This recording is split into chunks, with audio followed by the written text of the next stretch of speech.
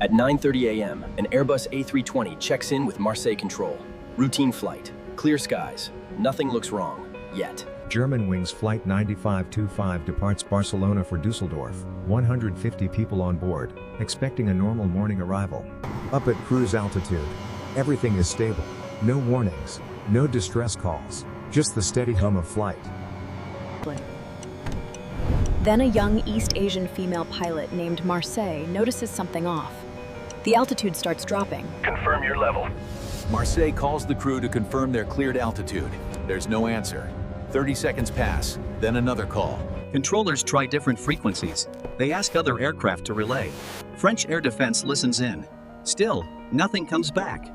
On the map, the track now aims directly at the Alps. The descent continues without correction, like the aircraft is being guided. At 9:40, radar contact drops. A distress phase is triggered. 1 minute later, Flight 9525 hits the mountainside. The crash site is remote, no roads tiered. Rescue teams can only reach it by helicopter, fighting thin air and harsh terrain. The aircraft is destroyed on impact. There are no survivors. Within hours, investigators begin the hardest part, reconstructing what happened from fragments, metal, data. The cockpit voice recorder and flight data recorder are found quickly, damaged but recoverable. Their data will tell the story. When technicians stitch the recordings together, a pattern forms, one that points away from mechanical failure and toward human intent.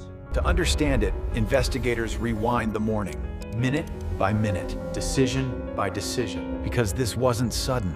At cruise, the cockpit looks calm. 2 pilots, standard procedures, and a routine handoff, like thousands of flights before. Around 9:30, the captain steps out briefly, something normal on long routes. The co-pilot remains alone at the controls. Moments later, the selected altitude is changed to an extremely low value.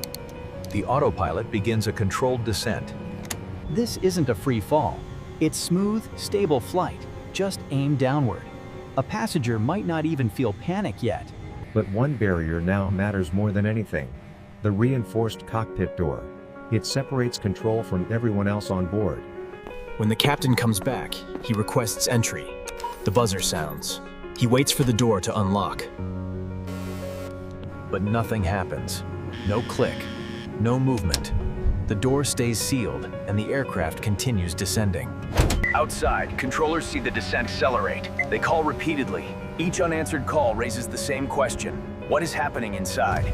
The most frightening part isn't noise. It's silence. No mayday, no explanation. Only a steady descent toward terrain.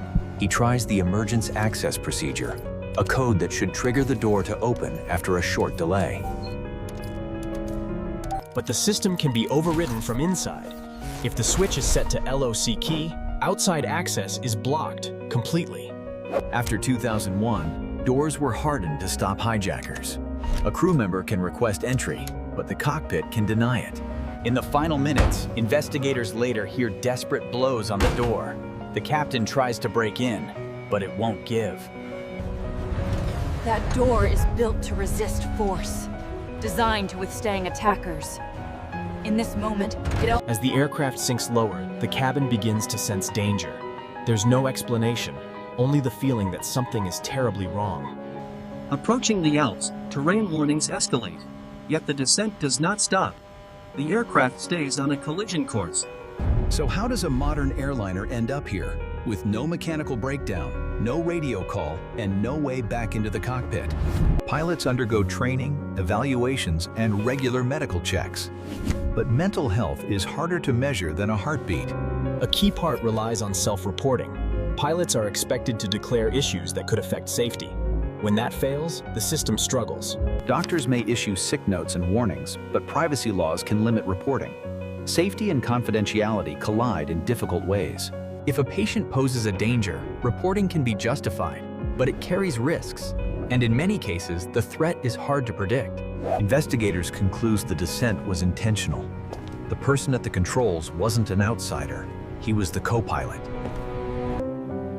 From a young age, he loved aviation. Posters, models, endless fascination. He entered professional training and progressed through the system. On the surface, it looked like a success story in motion. But behind the scenes, an African-American woman struggled with mental health for years, periods of treatment, and moments when the pressure returned. He was cleared to fly again. Yet clearance isn't a guarantee of stability, especially when symptoms can hide or be denied. In the months before the crash, he feared something is wrong with his body. Visions, flashes, symptoms that didn't match clear scans. He visited specialists repeatedly. Tests found no obvious physical cause, but concern and distress kept intensifying. Multiple doctors issued sick notes and warnings, yet the airline was not effectively alerted in time to prevent him from operating flights. Investigators believe he concealed critical information. The system expected honesty, yet in high-stakes roles, honesty can collapse under fear. The captain was experienced, respected, and a father. His final minutes were spent doing one thing, trying to get back in and stop it. Those blows on the door aren't just noise. They're time running out. Every second the aircraft descends, options disappear. On the ground, controllers escalate to emergency status. But without communication, they can't guide, confirm, or understand what the crew needs. Even rapid response systems need time. By the moment danger is confirmed, the aircraft is already deep into the Alps. Among the passengers were families, travelers, and a school group returning home. Numbers on a screen. Until afterward, grief spreads across countries. Memorials appear overnight, because the scale of loss is too large to process at once. The world asks the simplest question, and the H.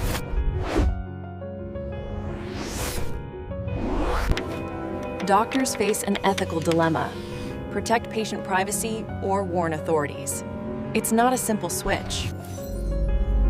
In many places, privacy is deeply valued. That can protect people from abuse. The airline can only act on what it receives. If critical warnings never reach operations, a vulnerable person can still end up in the cockpit. One obvious question follows: should anyone ever be alone in the cockpit? After this crash, that debate turned into policy. Many airlines adopted a two-person cockpit rule. If one pilot leaves, another crew member enters. It's a simple idea meant to add a barrier. But aviation is about trade-offs. Opening the cockpit door more often can reduce one risk.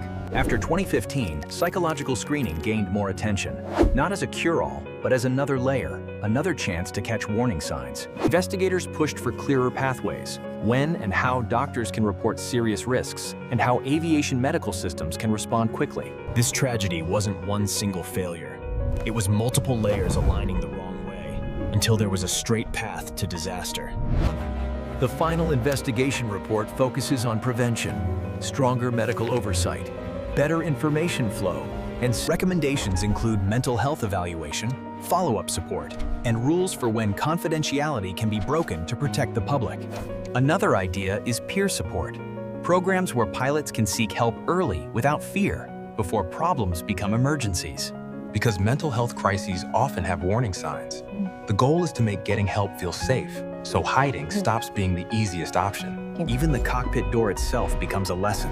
A feature designed for security can create a new vulnerability when the threat is already inside. Technically, the aircraft was flyable. Systems worked. That's what makes the event chilling. The machine did exactly what it was commanded to do. Aviation safety often assumes good faith in the cockpit. When that assumption breaks, procedures must compensate, fast. It's also important to say, events like this are extraordinarily rare. Millions of flights land safely every. Aviation is one of the safest systems humans have built, and it became that way by investigating failures without looking away. Every major accident rewrites procedures, not to erase the loss, but to reduce the chance that another family faces the same phone call. In the years after, the airline identity changed. Policies shifted. But for the compensation was paid, but no number equals a person. The real debt is the absence that stretches across every birthday and every ordinary day. One image haunted Europe, an entire class that never came home. Tragedy becomes real when you can picture the seats left empty. The Alps remain, silent and unchanged. The response wasn't one magic solution.